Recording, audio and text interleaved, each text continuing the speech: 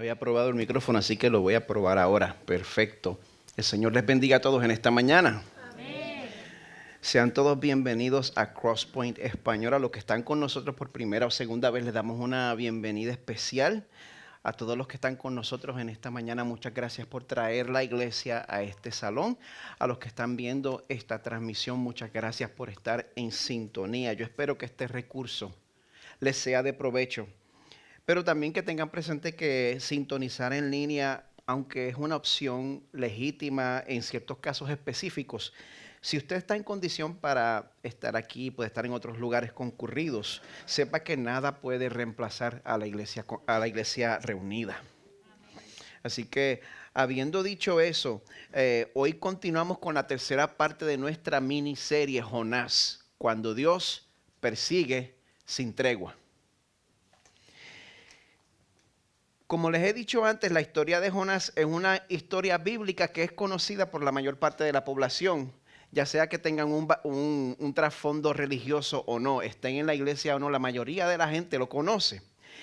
La historia del profeta Jonás, como les dije la semana pasada, pues ya ha penetrado en nuestro folclore. Sin embargo, esta historia en último análisis pues no se trata de Jonás, no se trata del pez, no se trata de Nínive. El libro de Jonás se trata de un Dios que anda suelto, salvando pecadores que no se lo merecen a diestra y siniestra, y no lo está consultando a usted en el asunto. No le está preguntando a usted quién se merece la salvación y quién no se la merece. Y mientras más endurecido se pinta el pecador, mientras más difícil es el sucio, como decía el anuncio ese, mientras más alarde hace el pecador de su rebeldía en contra del Señor, más glorioso es el poder que Dios demuestra cuando arrebata el corazón de ese pecador y se adueña de ese corazón por la eternidad. En los primeros 2 capítulos de este libro, hemos visto ese poder manifestado en diferentes maneras. Vemos ese poder en un Dios que envía a Jonás. ¿Y usted sabe quién es Jonás? Jonás es básicamente un racista, un supremacista judío. Y lo envía a predicarle a un pueblo pagano, no lo envía a su propia gente. Esto es bien raro. Dios siempre envía a sus profetas a predicar a su pueblo. Aquí Dios está enviando a un nacionalista judío a predicarle a un pueblo pagano, a un pueblo enemigo de Israel. Y no permite que este profeta se salga con la suya cuando pues él trata de hacerse loco y desobedecer el mandato. Y envía una tormenta en la cual pues las consecuencias de la rebeldía de este profeta pues eventualmente lo llevan al arrepentimiento. Y hoy en el capítulo 3 del libro de Jonás, el amor de Dios va a tomar la forma de un refrán. Un refrán que muchos de nosotros conocemos. Un refrán que dice: en guerra avisada no muere gente. La versión de ese refrán en Proverbios 22:3. El prudente ve el mal y se esconde, pero los simples siguen adelante y son castigados. Pues ese es básicamente el sermón que Jonás va a predicar en la ciudad de Nínive hoy, en el capítulo 3, donde vamos a ver que Dios, como si fuera un director de Hollywood, está dejando que Jonás pueda tener una toma 2. Así que busquen en sus Biblias en Jonás 3. Libro de Jonás, capítulo 3. Si usted no es estrella de cine, todavía, uno nunca sabe, y no entiende lo que es una toma 2. Una toma cuando uno está pues grabando un video o está grabando audio, es cuando pues una oportunidad para uno grabar. Y cuando pues te sale mal, pues tienes otra oportunidad para grabar lo mismo. O cuando estás grabando un video, pues llega la persona con el aparato ese y se toma 2. Pues a eso es lo que me refiero. Si uno comete un error, pues el director te da otra oportunidad para que te quede mejor. Hoy la Biblia nos va a mostrar la gloria de un Dios que no nos desecha cuando metemos la pata. Hoy la Biblia nos va a mostrar la gloria de un Dios que nos recibe y hasta nos usa para su reino cuando nos volvemos a Él con un corazón arrepentido. Vamos a conocer el Dios que da nuevas oportunidades a Jonás, que da nuevas oportunidades a Nínive y te da nuevas oportunidades a ti. Amén. Así que los invito a que lean conmigo en Jonás 3. Estoy leyendo de la Nueva Biblia de las Américas, la cual dice así. La palabra del Señor vino por segunda vez a Jonás. Levántate, ve a Nínive, la gran ciudad, y proclama en ella el mensaje que yo te diré. Y Jonás se levantó y fue a Nínive conforme a la palabra del Señor. Nínive era una ciudad muy grande de un recorrido de 3 días. Entonces Jonás comenzó a recorrer la ciudad, camino de un día, y proclamaba: dentro de 40 días Nínive será arrasada. Entonces los habitantes de Nínive creyeron en Dios y proclamaron ayuno y se vistieron de cilicio desde el mayor hasta el menor de ellos. Cuando llegó la noticia al rey de Nínive, se levantó de su trono, se despojó de su manto, se cubrió de cilicio y se sentó sobre ceniza. Y mandó proclamar y anunciar en Nínive por decreto del rey y de sus grandes: ni hombre, ni animal, ni buey, ni oveja prueben cosa alguna. No dejen que pasten o beban agua. Cúbranse de cilicio hombres y animales y clamen a Dios con fuerza. Y vuélvase cada uno de su mal camino y de la violencia que hay en sus manos. ¿Quién sabe? Quizá Dios se vuelva, se arrepienta y aparte el ardor de su ira y no perezcamos. Cuando Dios vio sus acciones, que se habían apartado de su mal camino, entonces Dios se arrepintió del mal que había dicho que les haría y no lo hizo. Palabra del Señor.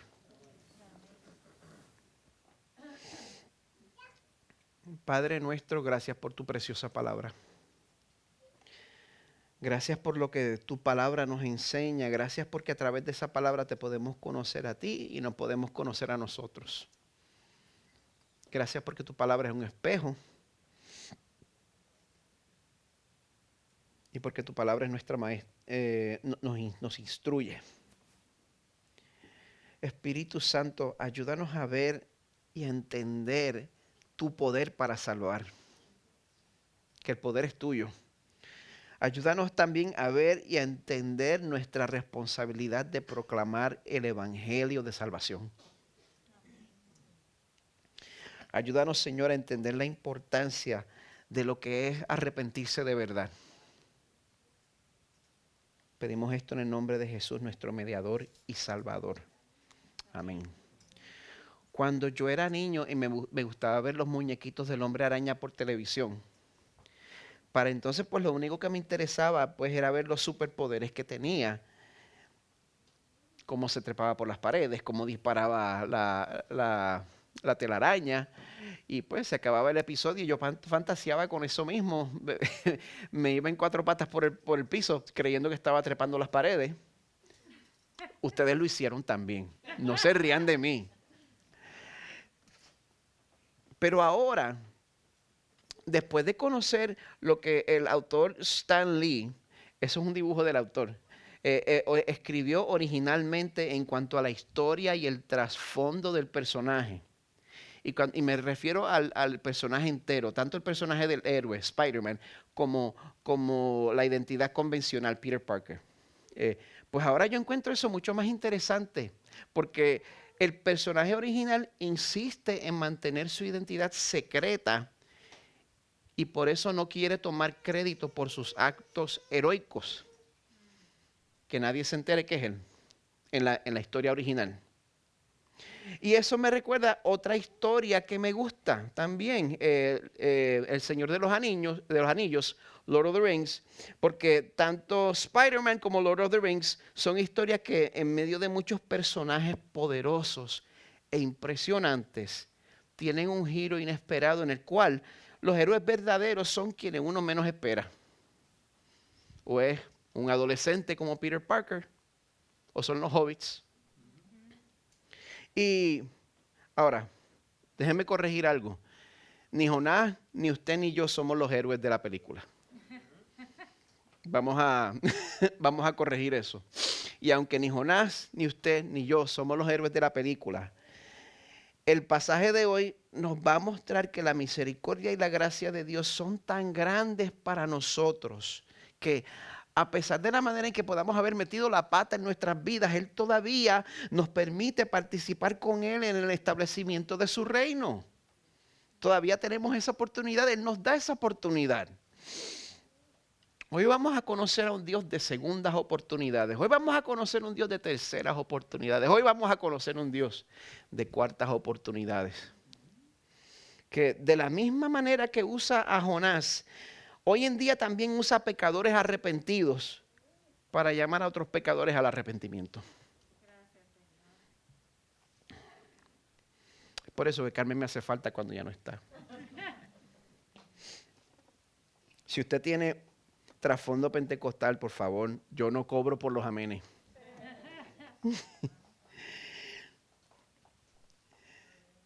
La razón por la cual a Dios le gusta usar pecadores arrepentidos, la razón por la cual a Dios le gusta usar gente que quizás no son los mejores calificados para el trabajo, hello, es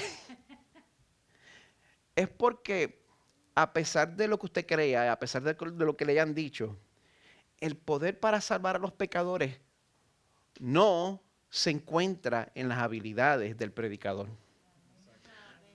No se encuentra en la elocuencia del predicador. El poder para salvar a los pecadores se encuentra en el mensaje.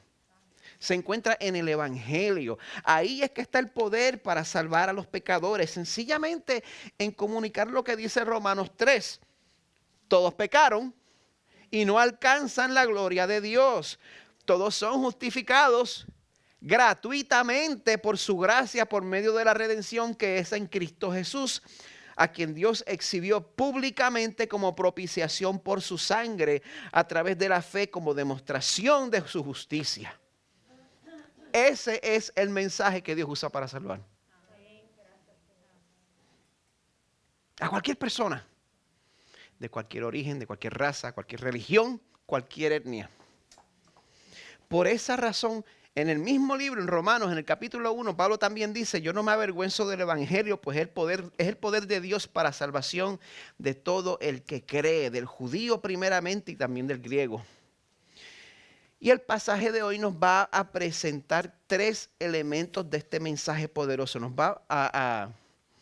Esos 3 elementos son el portador del mensaje, el contenido del mensaje y el resultado del mensaje. Así que vamos a comenzar con el primer punto, el portador del mensaje.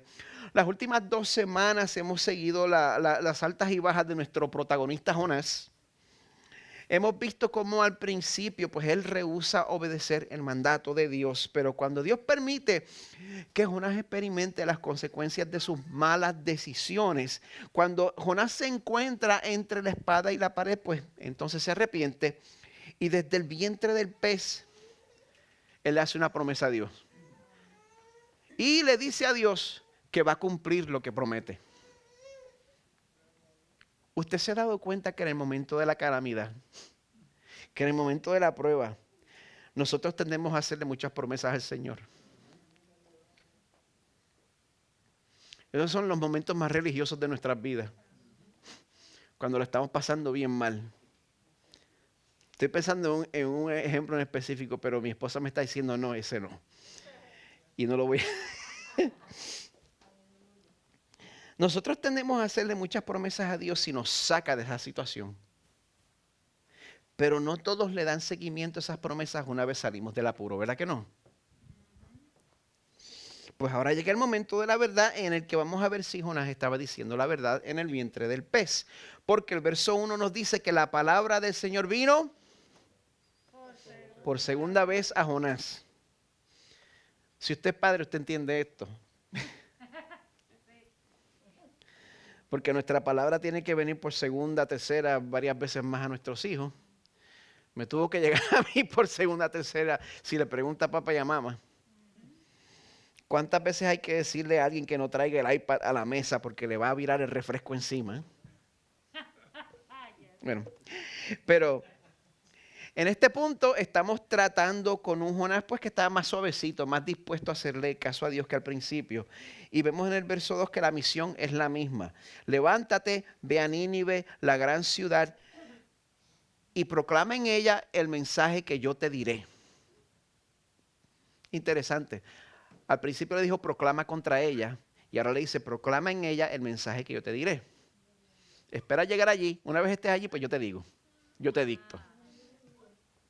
Así que, bueno, como les había dicho, muchas veces nosotros salimos de supuestamente misiones, pero estas misiones son más bien atracciones turísticas. Pero esta ciudad no era ninguna atracción turística. Si usted lee en Nahum capítulo 3, usted va a ver que Dios estaba juzgando a Nínive porque era una ciudad malvada, era una ciudad profundamente corrupta. En Nahum 3 usted va a ver que Nínive estaba llena de engaño, de violencia, de asesinatos, de brujería y de prostitución. Ese era el tipo de ciudad que era. Pero ¿sabe qué? Dios amaba a Nínive.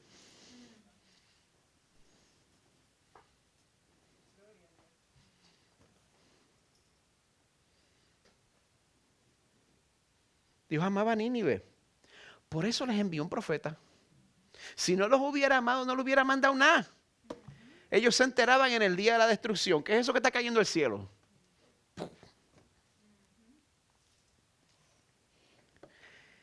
Y ese era precisamente el problema que Jonás tenía, que Dios amaba a Nínive.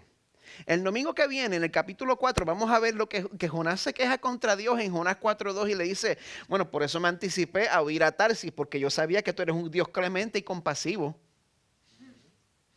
O sea que en este caso, Jonás no le tenía miedo al fracaso, le tenía miedo al éxito. Pero a pesar de lo cabezón que Jonás estaba haciendo, a pesar del odio, a pesar del resentimiento que Jonás todavía guardaba en su corazón en contra de este pueblo, a pesar de que comparado con la santidad perfecta de Dios, Jonás es un desastre. Dios insiste en usar gente que son un desastre. ¿Sabe por qué? Porque ese es el único tipo de gente que existe. Porque todos nosotros somos un desastre. Y yo me voy a copiar esto de uno de mis mentores, Chan Kilgore. Mira a su izquierda. Mira a su derecha. Mira atrás. Toda esa gente son un desastre. Mira al frente. Su pastor es un desastre en necesidad de la gracia de Dios. Amén. Pero esta gracia de Dios es abundante. ¿Verdad que sí, Dalisa?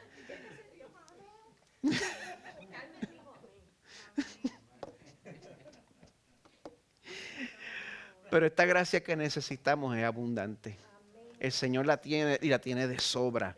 Porque algo muy importante que este pasaje me muestra, y yo doy gracias a Dios por eso, es que Dios restaura al ministerio a los que se arrepienten.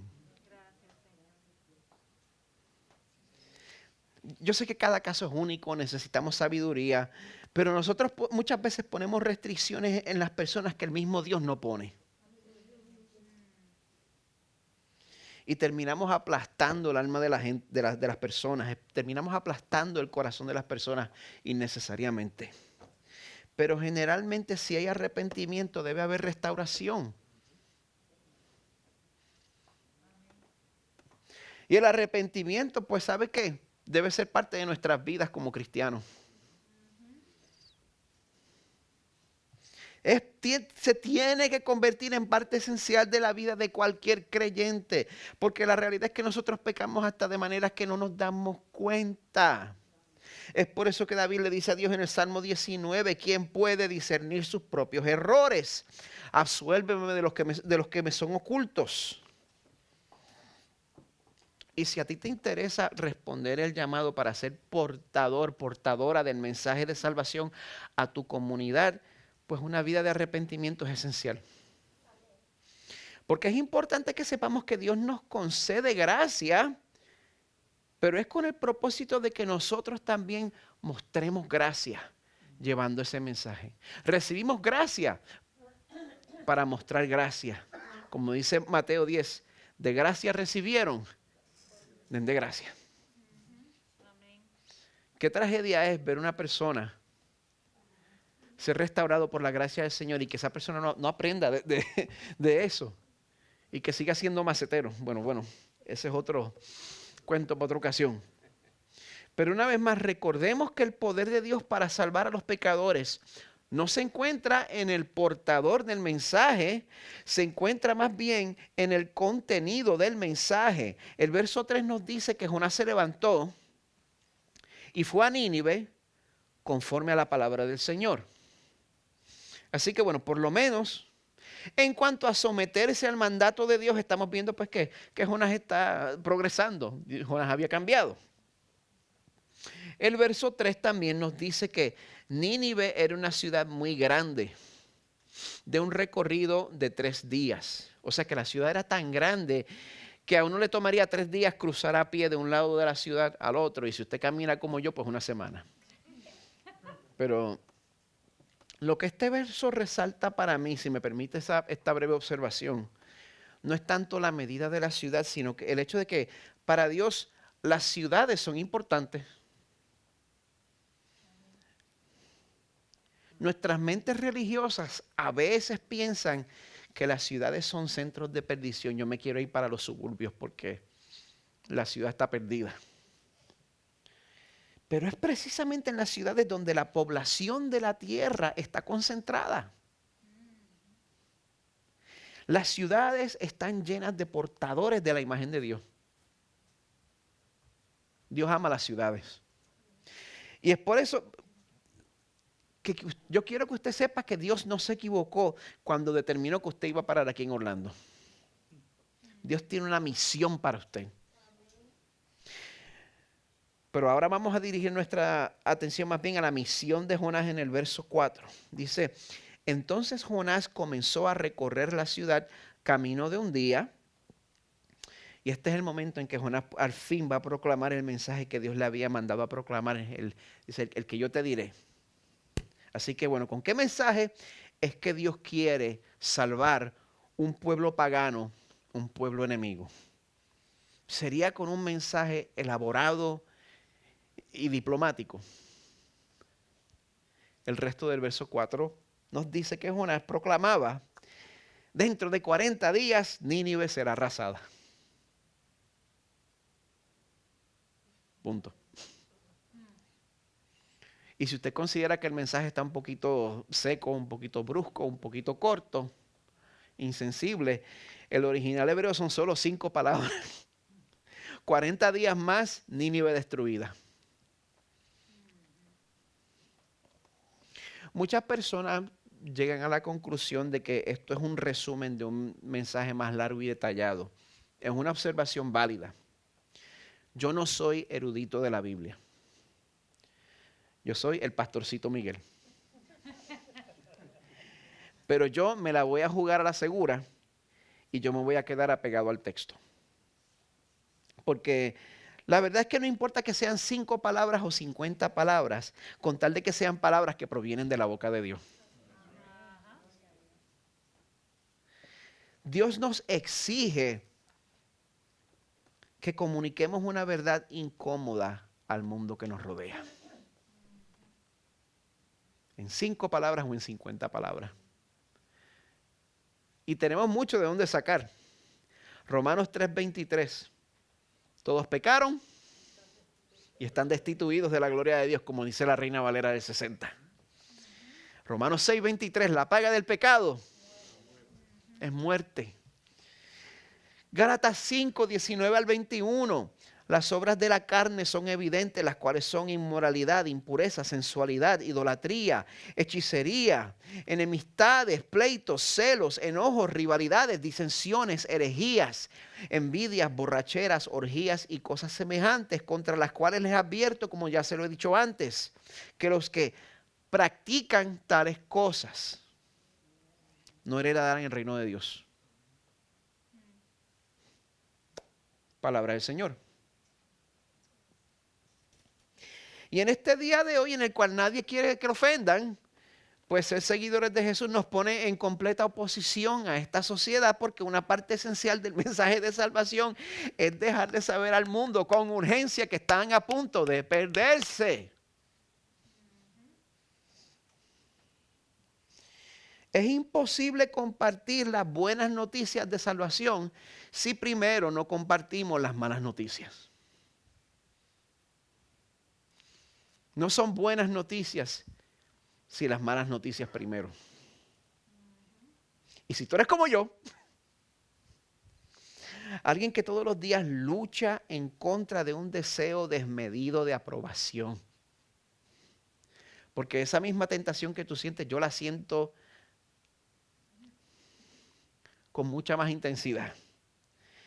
Yo entiendo que no es fácil establecer una relación con alguien para entonces poner esa relación en riesgo al decirle que es un pecador que se tiene que arrepentir. Yo entiendo eso. Pero ese ídolo de la aprobación de los demás, por el cual yo dejo de anunciar el mensaje de la salvación, es la misma trampa que el ídolo de nacionalismo por el cual Jonás no quería anunciar el mensaje de la salvación. Todos esos ídolos que te previenen, que impiden que tú compartas el mensaje de la salvación son una trampa. ¿Cuál es tu trampa personal? Conócete.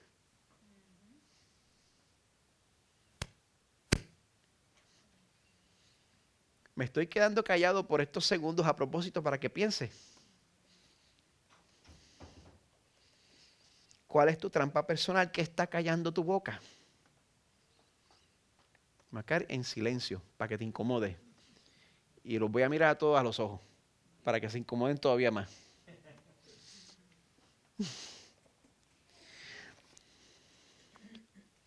Dios es poderoso.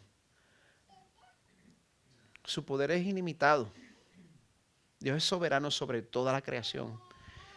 Pero Dios insiste en salvar a su pueblo escogido a través de la proclamación de las buenas noticias de salvación. Pero una vez más, nosotros no vamos a poder anunciar las buenas noticias si no anunciamos las malas noticias primero.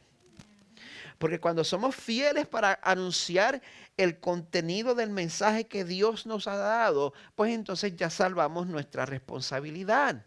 Esa es su responsabilidad. Entonces queda en manos de Dios decidir cuál va a ser el resultado del mensaje.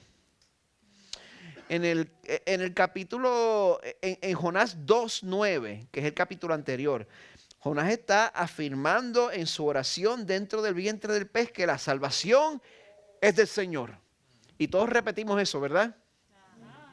Hasta que salva a alguien que no nos cae bien.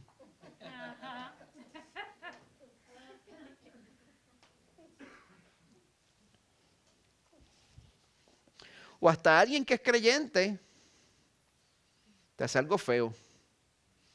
Y entonces como te hizo algo malo a ti, tú empiezas a cuestionar la salvación de esa persona. Pero cuando es alguien cerca de ti, pues lo perdona.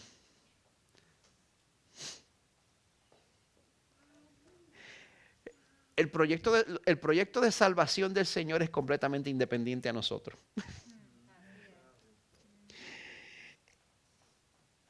Dios está a punto de demostrarlo aquí en el capítulo 3, comenzando en el verso 5. Vean esto, vean cómo respondieron los ninivitas. No dijeron, déjame ir a casa a pensarlo esta noche. No hubo que hacer un grupo para que ellos procesaran. No hubo que contextualizar. Yo creo en contextualización. Para mí eso no es una palabra mala. Pero a ellos no hubo que aguarle el mensaje mucho. Dice, entonces los habitantes de Nínive, número 1, creyeron en Dios y proclamaron ayuno y se vistieron de cilicio, desde el mayor hasta el menor de ellos. ¿Te imaginas vestir a Talia de saco?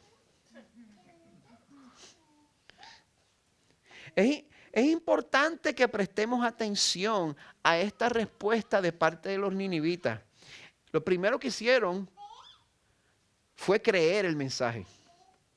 Porque usted no se va a arrepentir si usted no cree que esto es verdad. Usted tiene que estar convencido de que este mensaje es verdad. Y segundo, mostraron algo muy importante que ya hemos mencionado hoy. Arrepentimiento.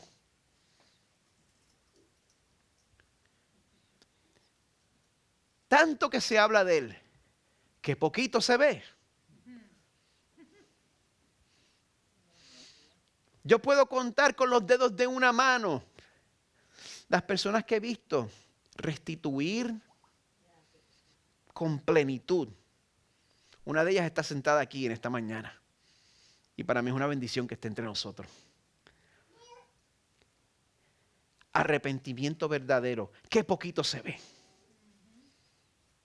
Y los ninivitas mostraron ese arrepentimiento desde el pueblo hasta las autoridades. Dice el verso 6, cuando llegó la noticia al rey de Nínive, se levantó de su trono, se despojó de su manto, se cubrió de cilicio y se sentó sobre ceniza. Y mandó proclamar y anunciar en Nínive por decreto del rey y de sus grandes: ni hombre, ni animal, ni buey, ni oveja prueben cosa alguna, no dejen que pasten o beban agua, cúbranse de cilicio hombres y animales y clamen a Dios con fuerza y vuélvase cada uno de su mal camino y de la violencia que hay en sus manos. Deténganse para considerar todo lo que hay en esta proclamación de parte del rey. Número uno, ¿cuándo fue la última vez que un jefe de Estado hizo algo así sinceramente? Y no como un juego político. ¿Cuándo fue la última vez que un jefe de Estado o tan siquiera un alcalde hizo algo así de verdad? El problema es que en el proceso de convertirse en un imperio, pues Asiria se había convertido en un enemigo despiadado a todos los países. Pero si tú eres una persona que es despiadada con la gente fuera de tu casa, te vas a convertir en una persona despiadada con la gente alrededor tuyo. Así que también había violencia entre ellos. Es cuestión de tiempo para que empieces a hacer así con tu propia gente. Por eso el rey en el verso 8 admite la violencia que se había impregnado en Nínive. Y tanto el rey como el pueblo comienzan a comportarse como si estuvieran pasando por un luto nacional. De momento todo se apaga. De momento todas las operaciones cesan. Junto con el pueblo, el rey manda que dejen de alimentar al ganado. ¿Usted sabe por qué? Porque cuando los animales no comen, ¿qué hacen? Bueno, antes de que se mueran. Claman. Quería que los animales se unieran en su clamor al pueblo. Que todo ese clamor de gente y de animales subiera ante el Señor. Un clamor de convicción y corazones contritos. Y un clamor mucho más feral, mucho más salvaje, de que me estoy muriendo de hambre. Ajá, mucho más exacto. Y al hacer esto, quiero que se den cuenta que el rey detuvo los negocios del país.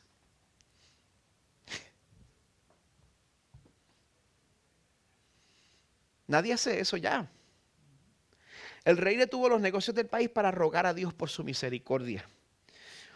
Hoy en día, nosotros creemos que nos hemos arrepentido, pero lo único que estamos haciendo es decir perdón, perdón, para que las cosas se calmen.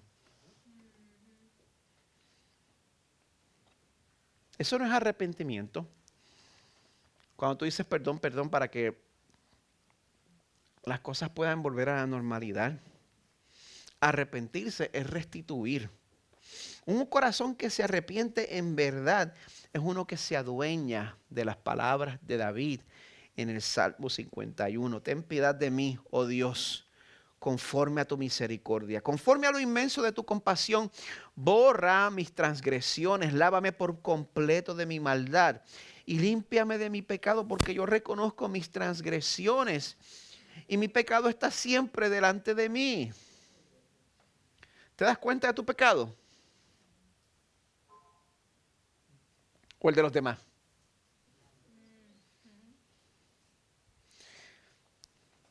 Contra ti, contra ti solo he pecado y he hecho lo malo delante de tus ojos, de manera que eres justo cuando hablas y sin reproche cuando juzgas. O sea que llegas a la conclusión de que, Señor, si tú me enviaras al infierno, tendrías la razón. Sería justo. El verdadero arrepentimiento no busca excusas y el verdadero arrepentimiento tampoco exige. El verdadero arrepentimiento reconoce el mal que ha hecho y se compromete con cambiar, aunque el perdón no sea garantizado. ¿Oyeron eso?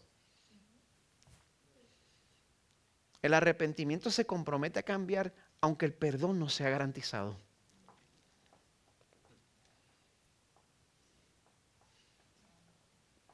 El rey de Nínive, él no tiene ninguna garantía cuando convoca al pueblo. Él les dice por eso en el verso 9, ¿quién sabe? Quizá Dios se vuelva, se arrepienta y aparte el ardor de su ira y no perezcamos. Pero como Dios es el Dios del Salmo 103. Misericordioso y clemente es Jehová, lento para la ira, grande en misericordia, no contenderá para siempre, ni para siempre guardará el enojo.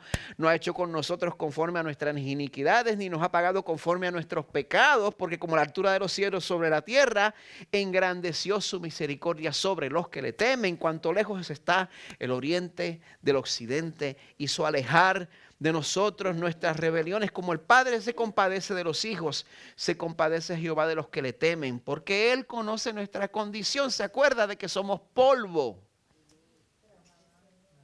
Como Él es ese tipo de Dios.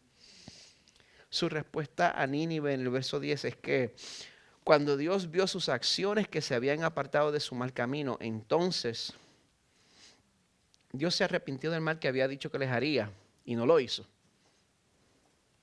Y no se confunda por esto, Dios no cambia de parecer. Santiago 1:17 nos dice que en Dios no hay mudanza ni sombra de variación. Dios y sus propósitos son eternos, pero nosotros estamos dentro del tiempo y del espacio y nosotros enfrentamos consecuencias por nuestras decisiones. Si usted rechaza al Señor, usted va a enfrentar unas decisiones. Si usted sigue al Señor, usted va a enfrentar otras decisiones. Pero otras consecuencias, quise decir. La soberanía de Dios y la responsabilidad humana, pues, son dos realidades que la Biblia las afirma y viven en tensión. Y si usted quiere que yo le explique cómo eso es posible, pues, siéntese a esperar. De pie se puede cansar. Ahora, lo que yo le puedo decir con certeza es que hay una diferencia entre Nínive y nosotros. Porque el rey no sabía qué esperar de Dios. Y nosotros sí sabemos qué podemos esperar de Dios. Nosotros sí sabemos que si nos acercamos a Dios en arrepentimiento, nosotros no tenemos que ser como el rey de Nínive. Nosotros no tenemos que decir, ¿quién sabe? Nosotros podemos decir en esta mañana, volvámonos a Dios con corazones arrepentidos, porque no tenemos que decir quién sabe, tenemos que decir, ya sabemos cómo Él va a responder. ¿Usted sabe cómo Dios va a responder si usted se vuelve a Él con corazones arrepentidos? Esta mañana yo no estoy en cabullo, vuelvo y tiro. ¿Usted sabe cómo Dios va a responder si usted se vuelve a Él con un corazón arrepentido?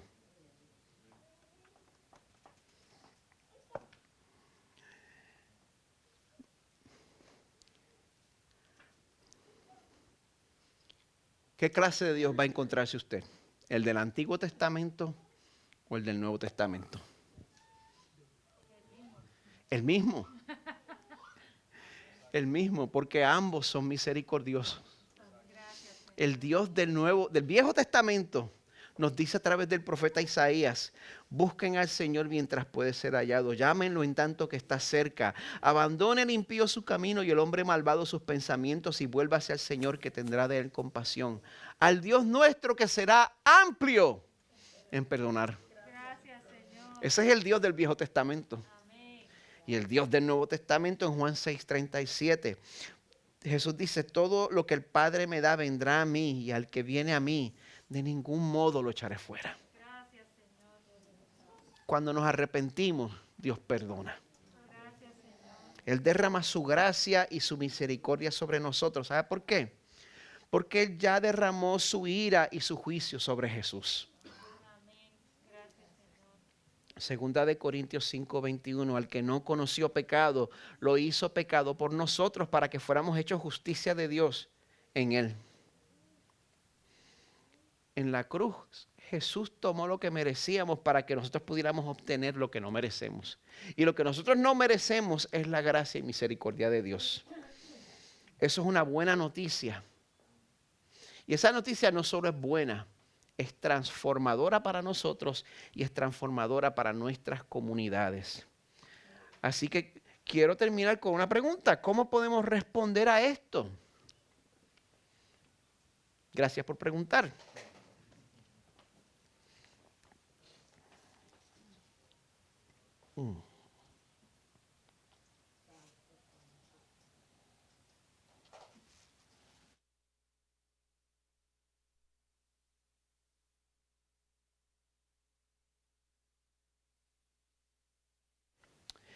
Esto es algo que también me lo copié de mi mentor.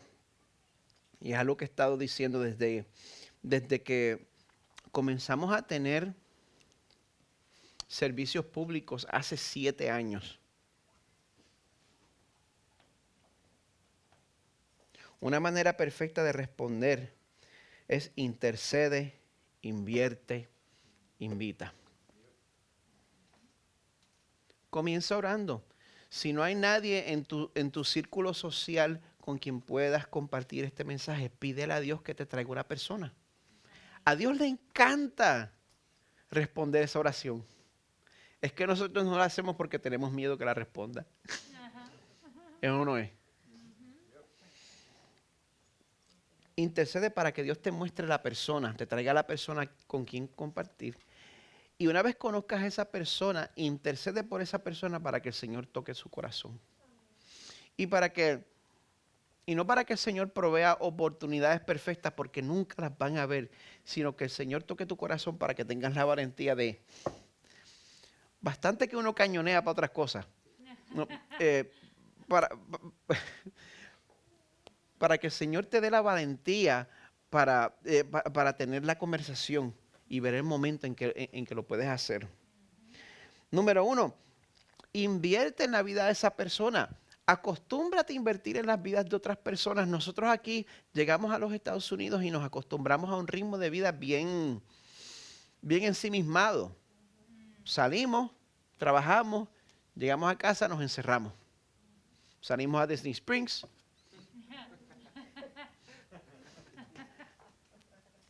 ¿Para dónde más va uno? Ya no está viejo para salir a bailar ni nada de eso.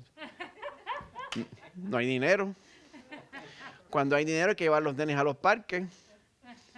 Y como están los parques, pues hay que esperar 10 años antes de volverlos a llevar. La peña está agria. Pero, de todos modos,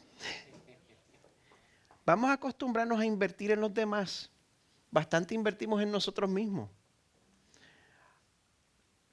Sé generoso con otras personas sin esperar nada a cambio. Aun si esa persona nunca responde al mensaje. Si tú estás con esa persona y tú compartes el mensaje y esa persona definitivamente decide que eso no es para él, ahí es donde tienes que comenzar a ser más generoso todavía. Porque no lo estás haciendo con ningún fin. Invierte. Y número 3, invita a esa persona a tu vida. Invita a esa persona a tu casa, abre tu casa. Vamos a aprender el concepto de la hospitalidad. Abre la puerta de tu casa, invita a esa persona a comer, llévalo a comerse un café, lleva a esa persona a un restaurante cubano, bastante bueno que son. Invítalos a la iglesia para que oigan el mensaje del Evangelio. ¿Quién sabe? ¿Verdad? ¿Quién sabe? Quizá Dios se vuelva y aparte el ardor de su ira y esa persona no perezca. Amén. El equipo de adoración puede pasar. Vamos a responder a este gran amor participando en la mesa del Señor.